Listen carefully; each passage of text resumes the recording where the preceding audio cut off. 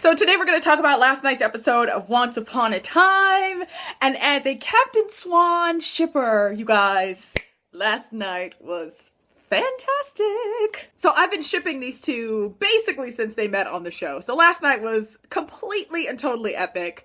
I haven't even erased the episode off of my DVR because I keep watching that scene because it was just fantastic. Now I'm not sure where Captain Swan is going, like if it's going to be a long-term thing or not, but fingers crossed. So before we get into the details of the Captain Swan smooch, let's talk about the rest of the episode. This episode was really centered on Hook, and we got his origin story, really. We get where Captain Hook comes from, why he became a pirate, and his introduction to Neverland. So we get that he and his brother were in the army, his brother was the captain of the ship, and he was his brother's first mate. Now their ship gets sent off on a mission to go to Neverland to find this mysterious plant. So when they get to the island, they meet Peter Pan, and eventually we get that the plant that they were sent to look for is Dream Shade.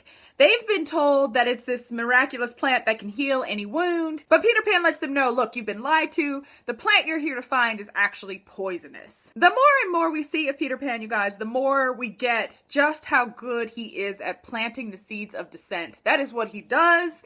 And he does it really well. So they go off to find the Dream Shade anyway. Hook is more against finding it because he actually believes Peter Pan. By the end, the brother, tries to prove a point to Hook by scratching himself with the plant, which of course is poisonous. We know that. And so he starts to die. But before the poison can reach his heart, Peter Pan appears. He shows Hook this kind of magical stream that, causes everything in Neverland to stay young. And so Hook uses the water from the stream to heal his brother.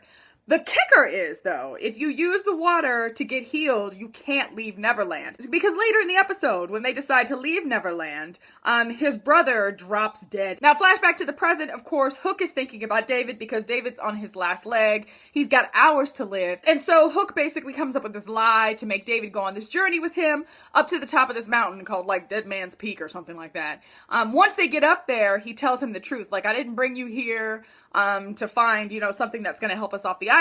I brought you here to save your life, you idiot. I love their relationship throughout this episode, right? Because, of course, David was being the protective father, because Hook was being, really flirty with Emma. And you see this trust kind of grow between the two of them, especially once David realizes that Hook has tricked him in order to save his life, because he knew there was no other way he was going to get David to the top of this mountain. David drinks the water, he gets healed, and Hook tells him, if you take the cure, you can't leave Neverland. You have to stay here. If you leave, you will die. So I'm assuming we're going to figure out a way to fix that.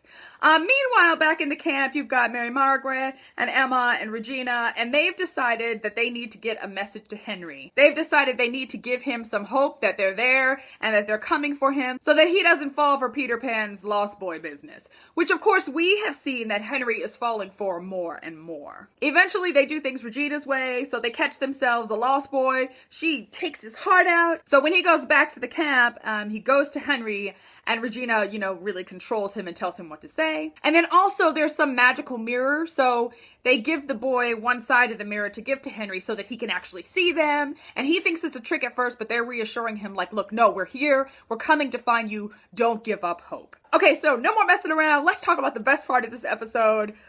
The kiss, people. Let's talk about it. So once David's healed and he and Hook come back to meet the rest of the gang, I love the part when they get back to the camp and David just kind of grabs Mary Margaret and lays one on her. And she's just kind of what was that for? And it was just way too cute.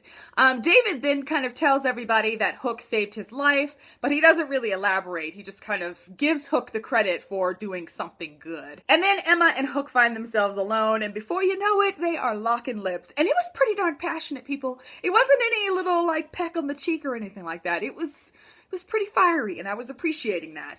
I must say that as much as I enjoyed the kiss, I enjoyed the witty banter and the flirting just as much. They just do that so well. So there was lots of that kind of flirtiness going on. I just loved it when she said to him, you couldn't handle it or something like that. It was just come on. So yeah, the two of them kiss, and you get that they're both really impacted by this. I loved that, that as she walks away, and it's kind of that's a one-time thing, it's never going to happen again. You see him react to it, but then you also see her react as well. So that was kind of cool. Now, the kicker at the end, of course, course, is that Peter Pan shows up. You know, he's been trying to test Hook and tempt him the entire episode. So he shows up and it's just like, how good do you think you really are? And he tells him that Neil is alive and that he's on the island. And then it really is all down to Hook. Like, will he make the right decision? Will he tell Emma the truth?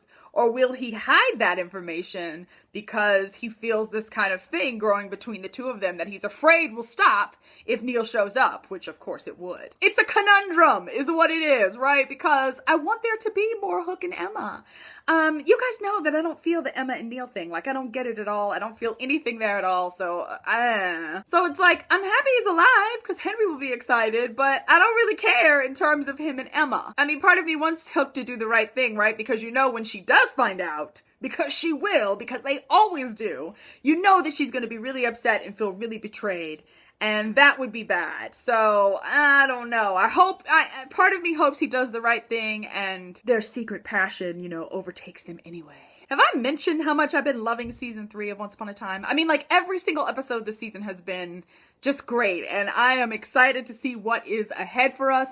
Ariel, the Little Mermaid, is coming. I saw that in the preview for next week, so I'm super excited about that. As always, you guys, thanks so much for watching. Don't forget to tell me what you thought about this week's episode and the kiss down in the comment section below, and I will talk to you guys again soon. Bye.